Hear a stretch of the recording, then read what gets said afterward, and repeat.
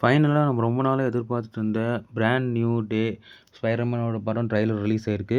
இதுல ஓப்பனிங் ஷாட்ல பார்த்தீங்கன்னா, நம்மாள் தலைகீழா தொங்கிட்டு இருப்பாரு. அது வந்து இந்த அனிமேஷன்ல வந்த மூவி தான் ஞாபகம் வருது.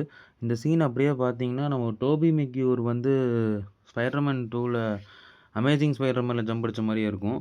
ஆ இது மோஸ்ட்லி பார்த்தீங்கன்னா, இவர் வந்து நெட்டையும் நம்ம எம்ஜேவையும் பார்த்துட்டு இருக்கிற மாரி இருக்கு. அந்த ஸ்விங்கிங் ஸ்டைல்லாம் உண்மையிலேயே வேற லெவல். அதில வந்து ஸ்பைடர்மேனோட கண்ணு வழியா நமக்கு இந்த உலகத்த காட்டணும்னு இது பண்ணியிருக்காங்க. இதில மோஸ்ட்லி அங்கங்க வர சீன் எல்லாம் பார்த்தீங்கன்னா, ஆஸ் இட் இஸ் அப்படியே இந்த காமிக்கோட புக்கோட ரெப்ரசன்டேஷன் மாரியே இருக்கும்.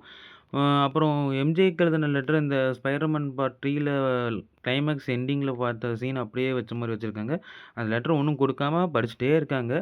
இதில வந்து அவர் ரொம்ப தனிமையா இருக்கிறதும் இல்லாம, ரொம்ப கஷ்டப்படுற மாரி காட்டியிருக்காங்க. இதில ஒரு சீன்ல பார்த்தீங்கன்னா, கீ குடுக்குற மாரி இருக்கு. அந்த கீ வந்து எதுக்குன்னு தெரியல. இல்ல பனிஷர காட்டியிருக்காங்க. பனிஷர பொதுவா பார்த்தீங்கன்னா, லாஸ்ட்டா எப்ப காட்டுனாங்கன்னா, நம்ம டேர் டெவில் சீசன்ல ஃபர்ஸ்ட் எபிசோடோட போனவர் தாங்க. அப்புறம் தான் இந்த ட்ரெய்லர்ல காட்டியிருக்காங்க. இதில கொஞ்ச நாளாவே பனிஷரும், ஸ்பைடர்மேனும் சேர்ந்து கொஞ்சம் நல்லா இந்த சிட்டிக்குள்ளேலாம் கொஞ்சம் ஹெல்ப் பண்ற மாரி இருக்காங்க. ஏன்னா, இந்த சீன்ல பார்த்தீங்கன்னா, பனிஷரும், ஸ்பைடர்மேனும் ஒண்ணா பேசிக்கிறாங்க. ஏன்னா, ரொம்ப நாளா பழக்கங்கிற மாரி. இதில வந்து பனிஷர் வந்து "இது நீ உன்னால தனியா பண்ண முடியாது கிட்" அப்படின்னு சொல்றாரு. ஆனா, ஸ்பைடர்மேன் வந்து இவர தனியா அமுச்சு விட்டாரு. ஏன்னா, அவரு வந்து ஒரு மாரி பாவமா பார்க்க மாட்டாரு. டக்குன்னு கொன்றுவாரு. ஆனா, ஸ்பைடர்மேன் அப்படி இல்ல. பாவமெல்லாம் பார்ப்பாரு. எதுவும் கொல்ல மாட்டாங்க. ஸோ, அதனால ஸ்பைடர்மேன் வந்து பனிஷர ஒரு கிக் அவுட் விட்டு வெளியில அனுப்பிச்சுட்டு, அந்த டேங்க்குன்னு எடுத்துட்டு தனியா போற மாரி ட்ரெய்லர்ல பிரசன்ட் பண்ணியிருக்காங்க. அந்த டேங்க் எங்கேருந்து வந்துச்சுன்னு தெரியல. இதில வந்து பார்த்தீங்கன்னா, அபார்ட்மெண்ட்ல வந்து நம்ம எம்ஜேக்கு ஒரு பாய் ஃப்ரெண்ட் இருக்கிற மாரி காட்டியிருக்காங்க. இது மெயினே இந்த அபார்ட்மெண்ட் எங்க இருக்குன்னு பார்த்தீங்கன்னா, நம்ம பீட்டர் பார்க்கருக்கோட ஆப்போசிட் வீட்லயே நம்ம எம்ஜே வந்துட்டாங்க.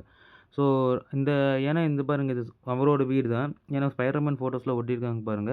ஸோ, பீட்டர் பார்க்கருக்கு ஆப்போசிட் வீட்ல தான் இந்த எம்ஜேவும், நெட்டும் வந்து குடியிருக்கிற மாரி காட்டியிருக்காங்க. அவருக்கு பாய் ஃப்ரெண்டும் இருக்கு. இருந்தாலும் எம்ஜே வந்து ஃப்ரெண்ட்லி நெய்பர்ஹுட்டா அப்படின்னு காட்டியிருக்காங்க. இது தனியா ஒரு சீக்வென்ஸ் எடுத்தாங்க. 2 பேரும் தனியா பேசுற மாரி. ஆனா இது படத்துல இருக்குமான்னு தெரியல. ஆ அந்த நியூவா ஓப்பன் பண்ண அபார்ட்மெண்ட்டுக்கு தான் இவங்கள இன்வைட் பண்ணியிருக்காங்களா போலருக்கு. ஒரு சீன்ல பார்த்தீங்கன்னா, எம்ஜேவும் நெட்டும் எம்ஜேக்கு தனியா பாய் ஃப்ரெண்ட் இருக்கிறத வந்து பீட்டர் பார்க்கர் பார்க்குறாரு. அ ஆன்ட் மேவும் இறந்துட்டாங்க. ஸோ, தனியா தான் இருக்காரு. இவ்வளோ தனியா இருக்கிறனால பீட்டரே வேண்டாம். மொத்தமாவே ஸ்பைடர்மேனாவே வாழ்ந்துக்கலாம்னு நினைக்கும்போது தான், ரொம்ப பிரேக் டவுன் ஆகி இருக்கும்போது அந்த மியூட்டேஷன் நடக்குதுன்னு நினைக்கிறேன். இவரு வந்து ஒரிஜினல் ஸ்பைடர்மேனா நம்ம அந்த ஆண்ட்ரூ மாரி கொஞ்சம் மாற ட்ரை பண்றாரு. ஒரு சீன்ல பார்த்தீங்கன்னா, இந்த புழுவெல்லாம் கூடு கட்டி பட்டாம்பூச்சியா மாறுறக்கு மாரி ஒரு சீன் மாரி, ஒரு வீட்டோட அந்த ரூஃப் டாப்ல அந்த மாரி கூடு கட்டி இருக்காரு. அ அந்த இதுலேருந்து வெளில வந்ததுக்கப்புறம் கையில வெப் ஷூட்டர் இல்ல. ஆட்டோமேட்டிக்கா அ ஆர்கானிக் வெப்பு கையிலேருந்து வந்துருது. அந்த ஷூட் பண்ணதுக்கு அப்புறம் தான் அவர் வந்து நிக்கிறாரு. அது அவருக்கே ஆச்சரியமா இருக்கு. இத பார்க்கும்போது ஒரு கேரக்டர் இருக்கு. அந்த கேரக்டரா தான் இருக்கும்னு நெனைக்கிறேன். அது யாருன்னு நீங்க கெஸ் பண்ணி கமெண்ட்ல போடுங்க. இந்த லொகேஷனும் அந்த கேரக்டரோட இது மாரி தான் இருக்கு. ஆனா இது வந்து இன்னொன்னு பார்த்தீங்கன்னா, ஸ்ட்ரேஞ்சர் திங்ஸ்ல ஒருத்தவங்க வருவாங்க. மேக்ஸ்ன்னு சொல்லிட்டு. அவங்களா தான் இந்த வில்லியா இருக்கும்னு நெனைக்கிறேன். ஆனா அது ஒண்ணும் உண்மையான வில்லன் யாருங்கிறது ஒண்ணும் ரிவீல் பண்ணல. அது சர்ப்ரைசிங்கா இருக்கும்னு நெனைக்கிறேன். இதுல ஒரு முக்கியமான சீன் பார்த்தீங்கன்னா, இந்த மியூட்டேஷன் நடந்ததுக்கப்புறம் நம்ம பீட்டர் பார்க்கருக்கு வந்து சின்ன சின்ன சத்தங்கள்லாம் கேட்கும். இந்த அமேசிங் ஸ்பைடர்மேன்ல பார்த்துருப்பீங்க. அந்த மாரி கேட்கும். பவர் ஜாஸ்தியா இருக்கும். அந்த மாரி ஸ்ட்ரென்த் ஜாஸ்தியா இருக்கும். அவரால அது ஆனா ஆல்ரெடி இருக்கும். ஸ்பைடர் சென்ஸ் இருக்கும். இருந்தாலும் இவர் ஒரு ஸ்கேனிங் பண்ணி பார்ப்பாரு. அதாவது ஸ்பைடர்மேன் சூட்லயே போட்டு ஸ்கேன் பண்ணி பார்க்கும்போது எல்லா ஹெல்த்துமே ஜாஸ்தியா இருக்கும்.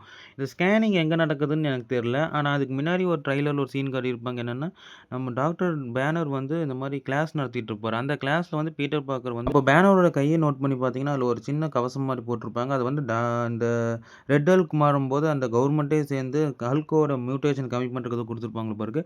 ஆனா, நீங்க ப்ரூஸ் பேனர் பார்த்தீங்கன்னா, இந்த மாரி நீ யாருன்னு கேட்டிருப்பாரு. ஆனா, இவங்க ஆக்சுவலி பார்த்தவங்க தான். ஆனா, அந்த டாக்டர் ஸ்ட்ரேஞ்சோட அந்த ஸ்பெல்லால எல்லாமே மறந்துட்டாங்களோ போல இருக்கு.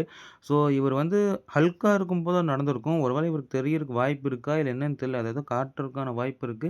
அப்புறம் வந்து நம்ம ஹல்க் வந்து என்ன பண்ணிட்டு இருப்பாருன்னா, இவரோட மியூட்டேஷனுக்கு ஹெல்ப் பண்ணிட்டு இருப்பாருன்னு நெனைக்கிறேன். அதாவது ஸ்கேன் பண்ணி, அதாவது டிஎன்ஏலயே அந்த மியூட்டேஷன் ஏன்னா இவரோட டிஎன்ஏவும் ஹல்க்குக்கும் அந்த மாரி தான் ஒரு மூவ்மெண்ட் இருந்திருக்கும். ஸோ, அந்த மாரி தான் இவருக்கும் ஆகுதுன்னு சொல்லி பார்க்கும்போது, இவரோட மொத்த ஸ்ட்ரென்த்துமே கொஞ்சம் வேற மாரி ஆயிட்டுருக்கும். அதாவது மேன் ஸ்பைடரா மாறுறதுக்கு கொஞ்சம் கொஞ்சமா அவர் டேர்ன் ஆயிட்டு இருப்பாரு. இந்த சீன்ல பார்த்தீங்கன்னா, அவரோட பவர் எந்த அளவுக்கு மியூட்டேட் ஆயிருக்குன்னு காட்டியிருப்பாங்க. அந்த வெப் வந்து எவ்வளோ ஸ்ட்ராங்கானதுன்னு காட்டியிருப்பாங்க. Organic web. இவரு யாருன்னு தெரியலைங்க. ஆனா இவரு வந்து தான் கிங் பின்னோட ஒரு அடியாள் மாரி காட்டுவாங்கன்னு நெனைக்கிறேன். தெரிஞ்சா கமெண்ட் பண்ணுங்க. ஸ்கார்பியன காட்டியிருக்காங்க சும்மா வேற லெவல்ல இருக்கு. ஆனா இதெல்லாம் சின்ன சின்ன சீனா தான் வரும்னு நெனைக்கிறேன். இதெல்லாம் காமிக் புக்கோட ஃபர்ஸ்ட் பேஜ்ல வர மாரியே ஆஸ் இட் இஸ் அப்படியே சீக்வென்ஸ் ரீகிரியேட் பண்ணியிருக்காங்க. இதுவும் ஒரு காமிக் புக்ல வரது தான். அது உங்களுக்கு நான் பேஸ்ட் பண்ணியிருக்கேன் பாருங்க. இந்த மாரி தான் காமிக் புக்ல வருது. அக்யூரேட்டா அப்படியே ஒரு சீனா கிரியேட் பண்ணியிருக்காங்க.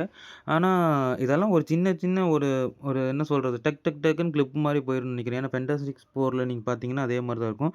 இந்த சீன் வந்து நம்மளோட ஹாக்காய்க்கு வருது. அத அப்படியே ஆஸ் இட் இஸ் ரீகிரியேட் பண்ணியிருக்காங்க. இந்த சீனுக்கு தான் ஜாக்கி சான் வந்து ட்ரெய்னிங் குடுத்துருக்காங்கன்னு நெனைக்கிறேன், இந்த இவங்களுக்கெல்லாம்.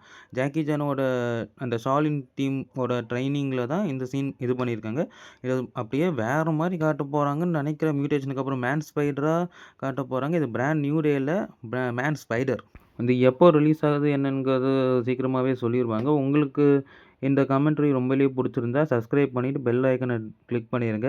ஏதாச்சும் மிஸ்டேக்கு மாத்தணும்னு இருந்தாலுமே கமெண்ட்ல சொல்லுங்க. இல்ல வேற ஏதாச்சும் ட்ரெய்லரோட உங்களுக்கு ரிவ்யூ இந்த மாரி ஏதோ குடுக்கணும்னா சொல்லுங்க. உங்களுக்கு ஃபுல் லென்த் வீடியோ உங்களுக்கு கம்ஃபர்டபுளா இருக்கா? இல்ல ஷார்ட்ஸ் கம்ஃபர்டபுளா இருக்கான்னு ஒரு கமெண்ட் பண்ணிருங்க. ஏன்னா அதுக்கு தகுந்த மாரி தான் உங்களுக்கு தகுந்த மாரி தான் என்னால பண்ண முடியும். கொஞ்சம் ஹெல்ப் பண்ணுங்க, சப்போர்ட் பண்ணுங்க. நானும் க்ரோ ஆயிக்கிறேன். Thank you. வெல்கம்.